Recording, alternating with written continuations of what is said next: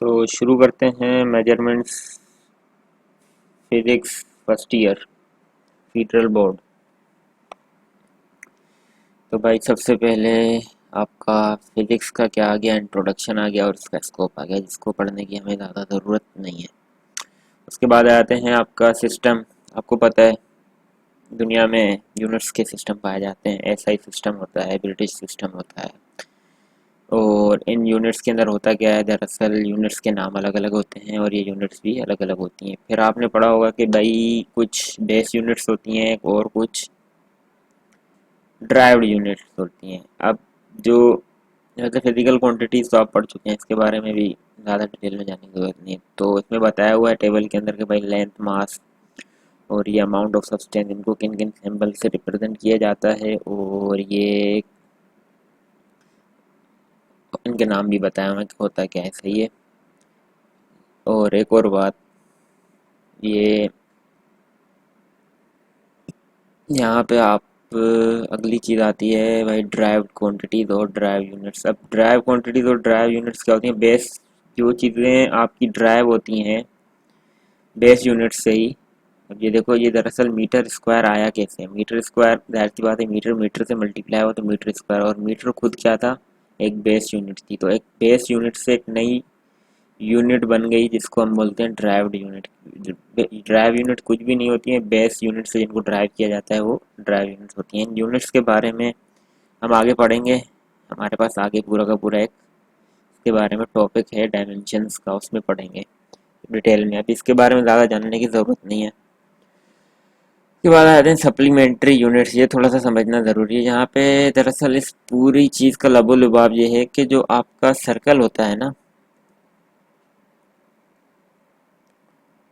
आपका जो बनाने की कोशिश करता हूँ मैं, बन जाए, ये जो आपका पूरा कंप्लीट एक सर्कल होता है। सही है। ये दरअसल बराबर होता है आपका जो 2 पाई। सही है। और 2 पाई किसके बराबर होता है? दरअसल कहने का मतलब है 360। यानी जो आपका कंप्लीट सर्कल जो होता है ये यूं, वो बराबर होता है 2 पाई के, और उसको उन्होंने यहाँ पे ड्राइव किया हुआ है। अब उन्होंने ड्राइव कैसे किया है?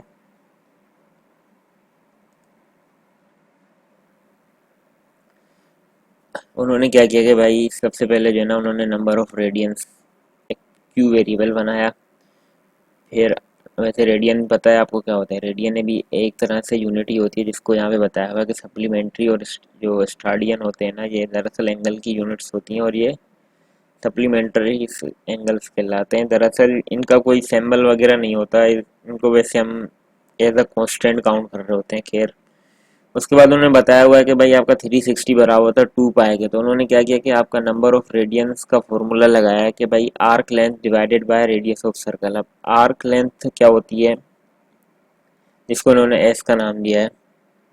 ये देखें, उन्होंने बोला कि भाई दरअसल हमारी आर्क लेंथ जो होगी ना, जैसे आर्क लेंथ ये होती है कि आप जो है ना सर्कल के ऊपर कोई भी एक डिस्टेंस से दूसरे डिस्टेंस के ऊपर जो उसके सरकमफेरेंस के ऊपर लाइन ड्रॉ कर रहे होते हैं ना, वो आर्क कहलाती है। और उसकी जो लेंथ होती है ना, वो आर्क लेंथ कहलाती है। अब क्योंकि हमारे को पूरे सर्कल का मालूम करना है 360 का, तो ये जो पूरी उन्होंने आर्क लेंथ ली है ना, वो किसके बराबर ले ली है?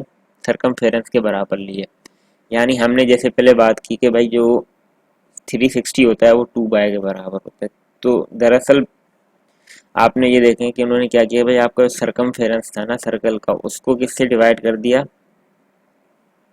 आपके रेडियस ऑफ सर्कल से, ताकि हमें नंबर ऑफ रेडियंस पता चल सके 1 रिवॉल्यूशन के लिए। तो सरकमफेरेंस हमें पता है जो सर्कल का होता है उसका फॉर्मूला होता है 2 पाई आर, और उसको अगर आप डिवाइड करेंगे किससे? रेडियस से, तो क्या हो जाएगा आपका? 2 पाई रेडियंस आ जाएगा। हमें यहाँ से ये बात प्रूव हुई कि जो आपका 360 होता है सर्कल, जो टोटल होता है उसका, तो वो 2 पाई के बराबर होता है। तो ये बात यहीं लिखी है कि 2 पाई रेडियंस जो होता है वो किसके बराबर? अब रेडियंस की जो मोस्टली जो एंगल होते हैं ना, उसके अंदर पाई गिवन होता है, मतलब इन टर्म्स ऑफ पाई लिखे जाते हैं और कुछ पॉइंट्स में भी लिखे जाते हैं। तो यहाँ पे आपको ज़्यादा चीज़ें याद करने की ज़रूरत नहीं है, बस यही याद करने की ज़रूरत है कि भाई जो सर्कल का जो 360 होता है वो बराबर होता है 2 पाई रेडियंस के। और उन्होंने फिर एक, अब टू पाई रेडियंस का हमें पता चल गया। अब हमें पता करना है कि भाई एक रेडियन कितने के बराबर होता है, तो हम दरअसल ये टू पाई यहाँ मल्टीप्लाई और वहाँ जाके डिवाइड हो जाएगा, तो हमें एक रेडियन पता चल जाएगा जो कि बराबर होता है किसके, 57.3 डिग्री के। टू, सही हो गया। यहाँ से हमें क्या पता चला कि जो टू पाई होता है ना, दरअसल वो 360 के बराबर होता है, टू पाई रेडियन, सही है। और अगर हमें एक रेडियन मालूम करना है कितने के बराबर होता है, तो 57.3 से होता है। याद रखिएगा कि ये टू पाई रेडियन है और ये वन रेडियन है, यहाँ पे वन पाई नहीं है। अगर यहाँ पे वन पाई हो जाएगा या सिर्फ पाई रेडियन बराबर हो जाएगा इसी के हाफ के, यानी 360 का आधा 180, सही हो गया। तो इसमें इतनी सी बात समझने वाली थी। और फिर इसका जो है ना नीचे हमें बताया भी हुआ है सवाल। अब यहाँ से हमें क्या चीज़ पता चली कि हम पाए को, जो रेडियन एंगल होता है उसमें तो डिग्री में कैसे जा सकते हैं, और डिग्री से दोबारा वापस हम रेडियन में किस तरह आ सकते हैं। तो उसके लिए कुछ भी नहीं करना, आपने ये याद रखना, टू पाई रेडियन बराबर होता है हमेशा 360 डिग्री के, और उससे जो है ना वो आप इजीली निकाल सकते हैं। तो वो कैसे निकलेगा, वो जब हम सवाल सॉल्व करेंगे तो आपको पता चल जाएगा किस तरह न्यूमेरिकल में निकलती हैं चीज़ें। अब आ जाते हैं कि भाई एग्जाम्पल 1.1 के ऊपर। अब एग्जाम्पल 1.1 में क्या बोल रहा है कि भाई 1.1 में बोल रहा है कि भाई आपके जो दो गेयर्स हैं ना, अब ये जो बाइक मैकेनिक या जिसने कोई गेयर्स वगैरह देखे होंगे उसको ज़्यादा आइडिया होगा कि गेयर किस तरह मैच हुए होते हैं। दरअसल क्या है कि भाई बोल रहा है कि दो गेयर्स हैं और गेयर्स का रेडियस कितना है, जो छोटा गेयर है उसका रेडियस है 0.4 और जो बड़ा गेयर है उसका रेडियस है 0.7। अब पूछ रहा है कि what angle through which the larger gear has rotate when the small gear has mode one complete rotation. अब दरअसल इस सवाल को समझना पड़ेगा कि ये पूछना क्या चाह रहे हैं हमसे। देखें, वो दरअसल ये पूछ रहा है कि जो आपका बड़ा गेयर है वो कितना घूमेगा कि जो छोटा गेयर है वो एक अपनी कंप्लीट रिवॉल्यूशन यानी टू पाए या 360 कंप्लीट कर ले। तो इसके लिए सबसे पहले जो है ना इसकी डायग्राम देखते हैं। ये देखो डायग्राम में, अब ये देखो ये बड़ा गेयर है, ऑब्वियसली ये ज़्यादा घूमेगा, और जब मिसाल के तौर पर अगर ये यहाँ से यहाँ तक मूव करता है तो इतनी देर में जो है ना आपका जो छोटा है ना गेयर उसका रेडियस कम है, तो वो अपनी एक रोटेशन कंप्लीट कर लेगा। ये तो समझते हो ना कि आप ये बड़ा गेयर है इसको कम ट्रेवल करना पड़ेगा, जबकि छोटा गेयर है उसको ज़्यादा गेयर ट्रेवल करना पड़ेगा। इसको सिंपल ज़बान में अगर आपने समझना है ना कि देखो भाई ये एक साइकिल का टायर है, बल्कि साइकिल का टायर नहीं है, साइकिल की आगे वाली गिराड़ी है, सही, जिसमें पेंडल लगा होता है, सही है, ये पेंडल लगा हुआ है जिम करने, और पीछे एक छोटी गिराड़ी है जिसमें जो टायर के साथ लगी होती है, सही है। तो और ये दोनों कनेक्टेड होती हैं चेन से। तो आपने देखा होगा कि जितनी देर में ये वाली जो बड़ी गिराड़ी होती है एक अपनी रोटेशन कंप्लीट करती है ना, इतनी देर में ये जो छोटे वाली गिराड़ी होती है 3-4 मरतबा घूम चुकी होती है। तो अब हमें बस यही निकालना है कि ये बड़ी वाली गिराड़ी कितना घूमेगी कि छोटी वाली गिराड़ी एक कंप्लीट रोटेशन पूरा कर ले। इस सवाल में वो पूछना चाह रहा है, और यही, और उसने उसने क्या किया हुआ है, दोनों के इसका रेडियस भी बताया हुआ है, इसका रेडियस भी बताया हुआ है, छोटी गिराड़ी का भी और बड़ी गिराड़ी का भी। ऐसे गिराड़ी उर्दू में बोलते हैं, घेर बोला जाता है सही से, लेकिन समझना मकसद है और कुछ नहीं।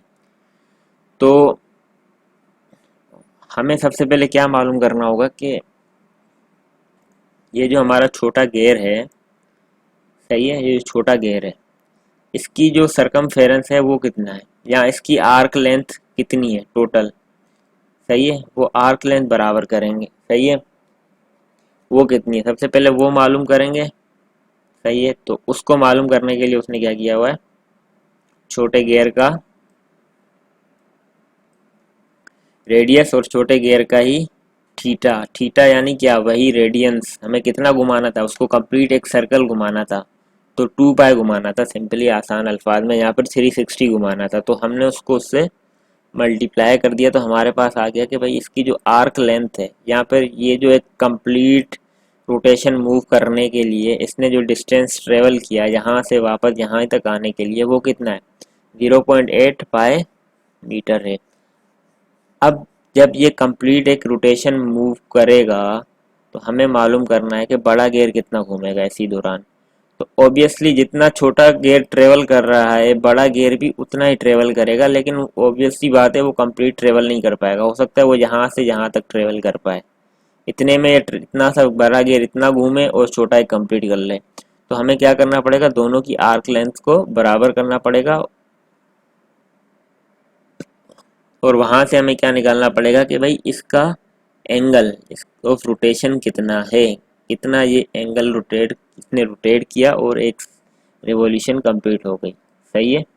तो इसके लिए हमने क्या किया, दोनों का जो एस था आर्क लेंथ थी इसकी और इसकी आर्क लेंथ सेम ही रहेगी, क्योंकि इसने जितना ट्रेवल किया तो उसको अगर आप स्ट्रेट लाइन में बनाओ ना तो वो इतना बन रहा है, तो वो छोटे बड़े गियर पे भी इतना ही बनेगा, आर्क लेंथ बराबर रहेगी। सही है।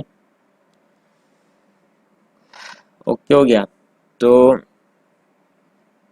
हवाई फॉर्मूला है दोबारा ये वाला, लेकिन क्योंकि अब बड़े गियर के लिए लिख रहे हैं तो उन्होंने क्या कर दिया, इसको थीटा एल, लार्ज गियर के लिए कर लिया S L, S L R L और थीटा एल हो गया। अब हमें एस एल किसके बराबर था, जो स्मॉल गियर का था, आर्क लेंथ थी उसी के बराबर था, तो यहाँ पे वो वैल्यू आ गई।